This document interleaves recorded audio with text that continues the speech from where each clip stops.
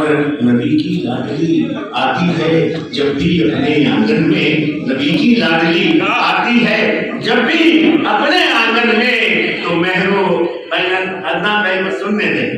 کہ نبی کی لاڈلی آتی ہے جب بھی اپنے آنگن میں، تو مہرو ماں سر پر اوڑھ کر چادر نکلتے اور تیری آغوش ہی وہ معتبر آغوش ہے بی بی جہاں سے ترجمان سورہ کوثر نکلتے ہیں۔ اور تیرے بابا نے اپنی بطن سے جن کو نکالا تھا، تیرے بابا نے اپنی بطن سے جن کو نکالا تھا، انہی کی نسل سے فتحوں کے کاریگر نکلتے ہیں۔ اور تیرے شوہر کی یہ ادنا کرامت ہے کہ برسوں سے